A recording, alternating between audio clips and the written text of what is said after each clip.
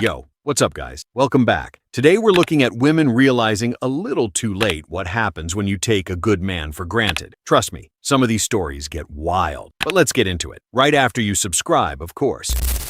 I made the extremely tough decision to leave my husband last year after being with him for 21 years. We were married for 8 years. And my ex-husband is not a bad guy, wonderful father. But there were some things that would send people into orbit when I would tell them things. Like, number one, and I'm not exaggerating, my ex-husband did not tell me that he loved me. That sends people into outer space when I tell them that. That was something that I accepted, we'll call it accepted, but now I see it as settling. I had accepted this about him, but what ended up happening is years and years and years of what I will consider emotional neglect, unintentionally. I began to resent him. And there's a few videos that I want to make of things that I've learned, especially with us coming up on 1 year divorced, and what I learned about divorcing the good guy and what a villain that makes you, how hard it is on your kids. I just want this to reach someone going through the same thing or thinking about divorcing the good guy. And if you have questions, if you have concerns that you have for yourself or your kids, drop it in the comments. I'd love for somebody to ask me something because I feel like my story can help somebody. We're going to start here. Bro, imagine spending 21 years with a man, calling him a great father, a good guy, saying there was no abuse, and then dropping the nuclear bomb anyway. I left because I wanted to, and there it is. A couple days ago, I posted a video about how I divorced the good guy after being married for 8 years, but we were together for 21 years. And that's gotten quite the attention, 2 million views at this point.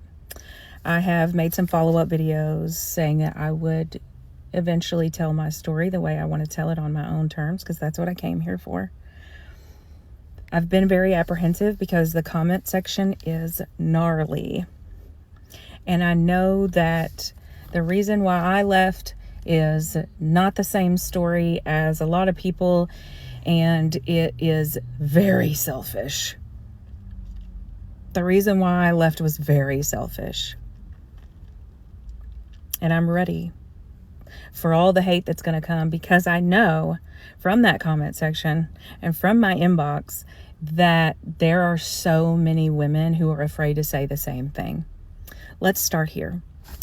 People fail to realize a man can be a good guy, a great father, but a horrible husband. The reason why I decided to pick this comment is because it's the number one liked comment. That means a lot of people resonate with that. A lot of you are married to a good guy on the outside, but not a good guy on the inside. That was not the case. Nobody will be able to convince me on any video and any comment that my ex-husband is a bad guy. I share one tidbit of information that I considered emotional neglect and that I was settling, but I accepted about him, was that he couldn't tell me that he loved me. And that was not an exaggeration. A question that I get a lot is, did you tell him you loved him? I did, but I stopped doing that after a while. My ex-husband and I met when I was 16. We had our first child when I was 19. A lot transpired over that time. In the beginning, yes, he could tell me that he loved me.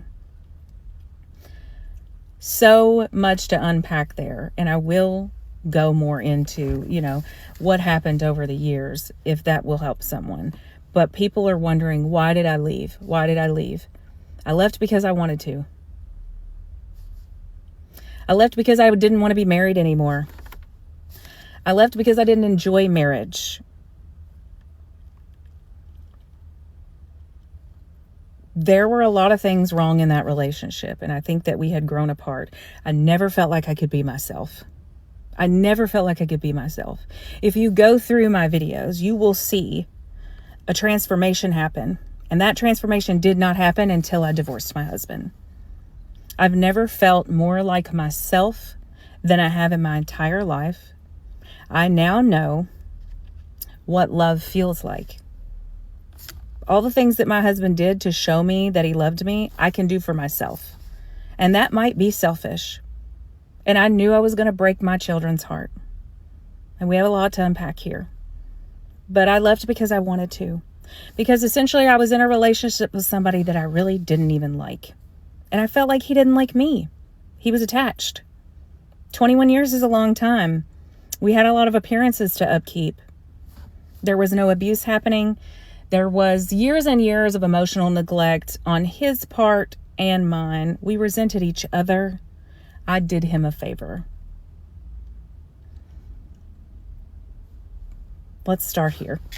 The crazy part is she keeps saying it was selfish, like that's supposed to make the story better. Nah, that's like trading in a reliable car because you're bored, then making a 12-part documentary about it afterward. Good man, good father, no abuse. But apparently stability wasn't exciting enough. That tells you everything. I've been dating a guy for 4 years off and on. I asked him for $50 and he told me not to get used to it. I don't want to go in, but I want to ask, is the like going through something? Like, do he need $50 too? Like, are you asking it? I don't know what he's going through, honestly. I'm triggered. Why you triggered, Ace? Because she doesn't truly know what he's actually going through. Don't.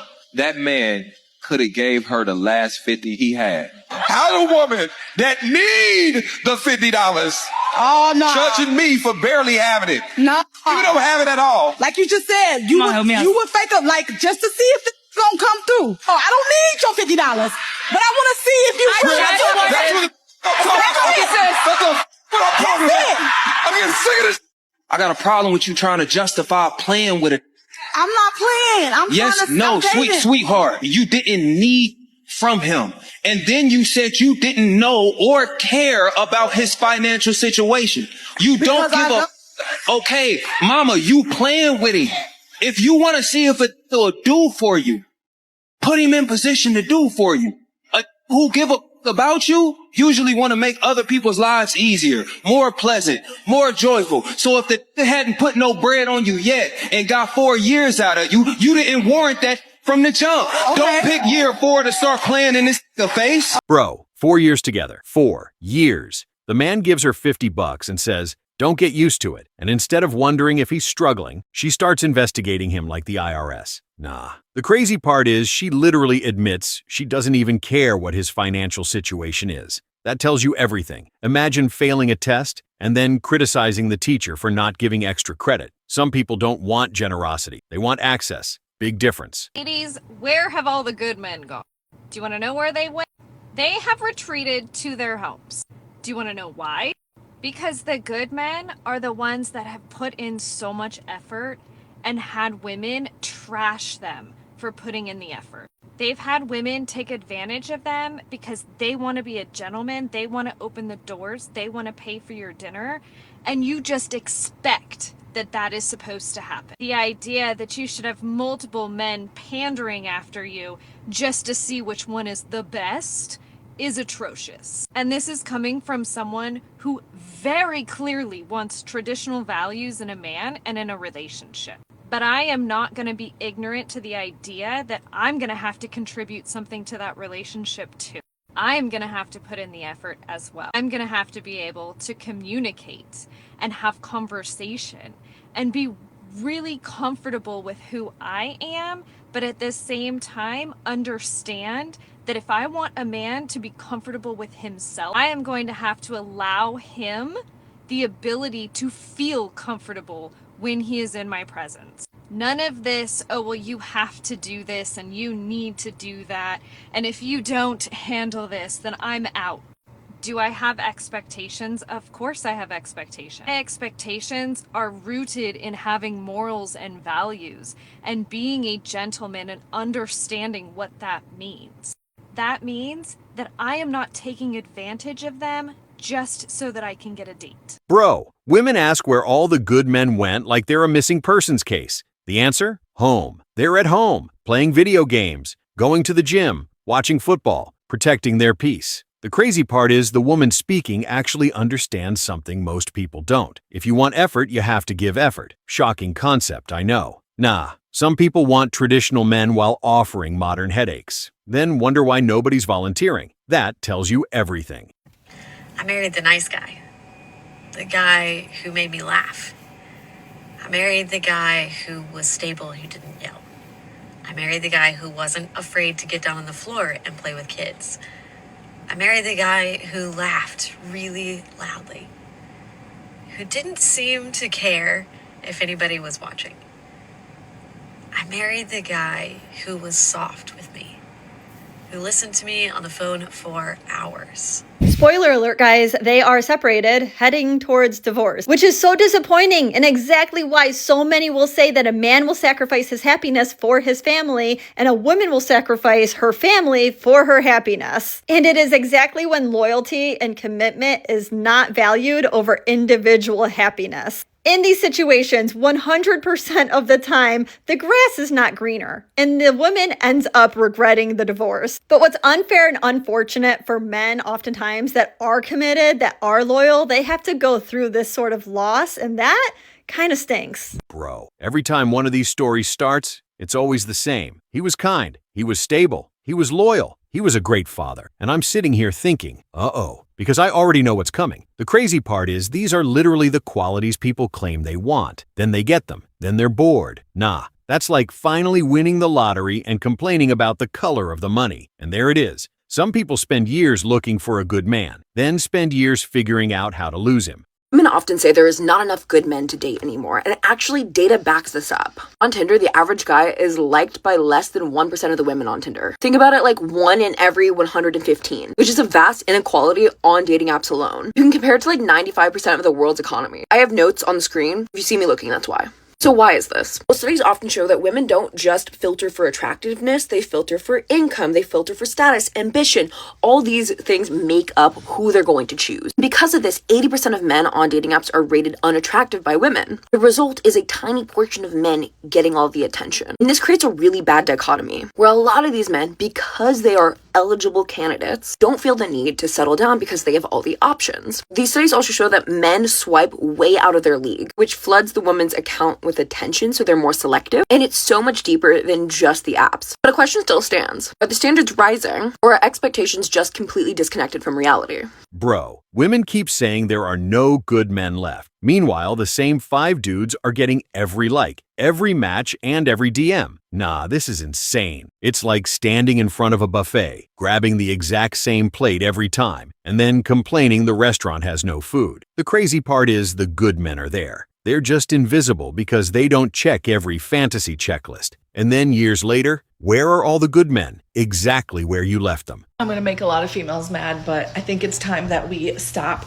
congratulating women that leave men in relationships. Like, good job, girl. He was a piece of shit anyway. I knew that you could leave him.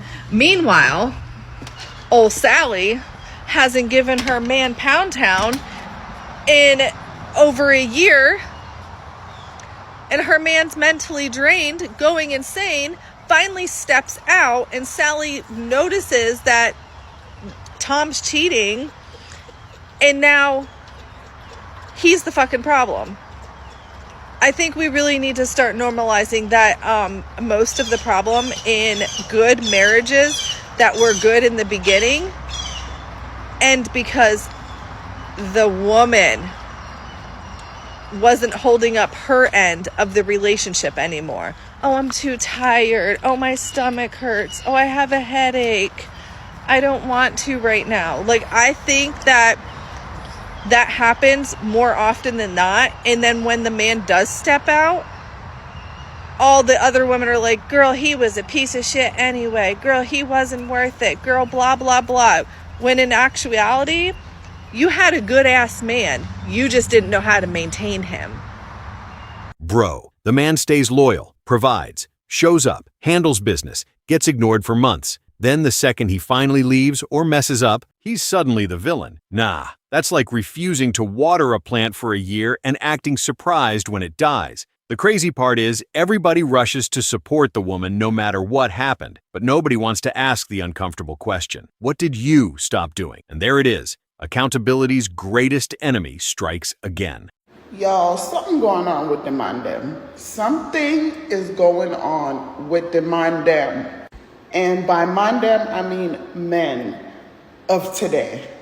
And we got to talk about it. Let's talk about it. So first of all, men are living in this like alternate universe where they feel like the only thing that they have to do on this earth is provide money.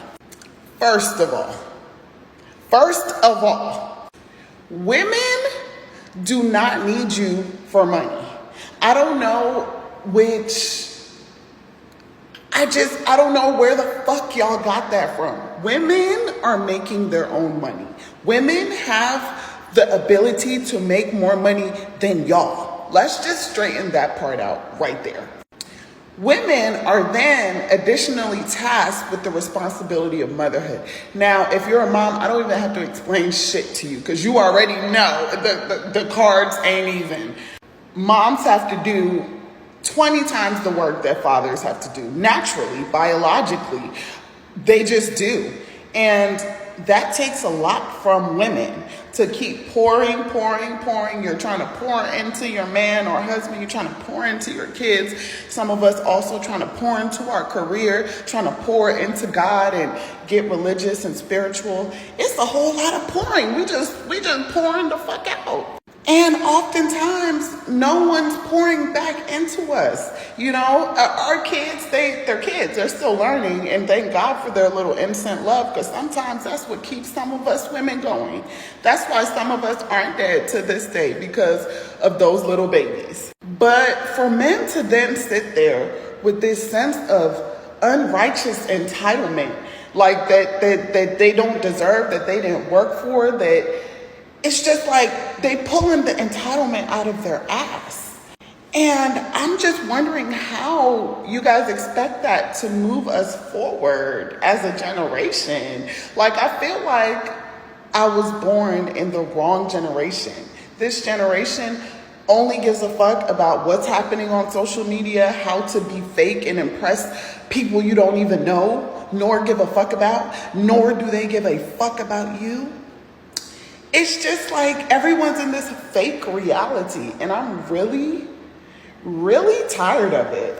Like, some of us actually have kingdom goals. Like, I know my riches don't lie on this earth. I know the greatness that God has in store for me is beyond just these earthly things. And where are the men that are preaching that? Where are the men that are leading their women into kingdom lives? Where they at?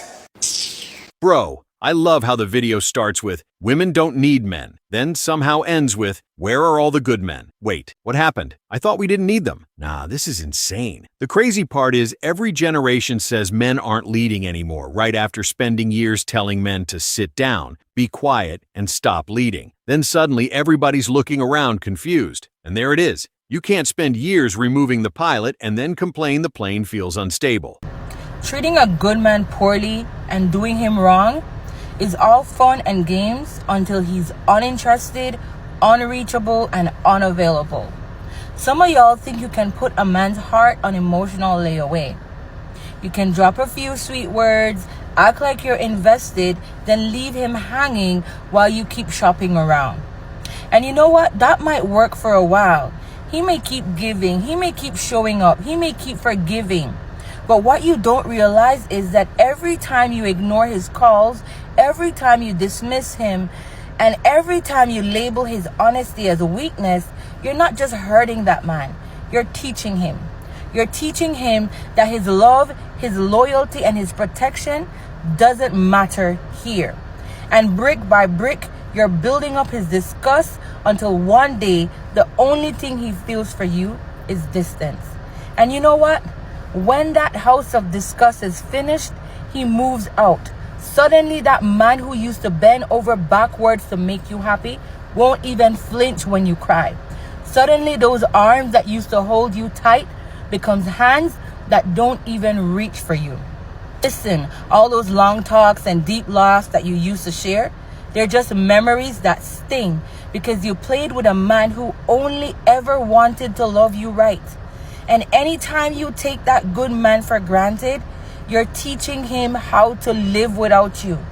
And sister, don't be surprised when he perfects the art of living without you. Don't be surprised when he moves on and never looks back. Bro, this is the part nobody wants to hear. A good man doesn't usually wake up one day and stop caring. He gets trained to stop caring, ignored, dismissed, taken for granted, over and over. The crazy part is people think loyalty is rechargeable, like a phone battery. Nah. One day he realizes peace feels better than disappointment. Then suddenly everybody's shocked when he's gone. And there it is. You didn't lose him overnight. You lost him one bad decision at a time.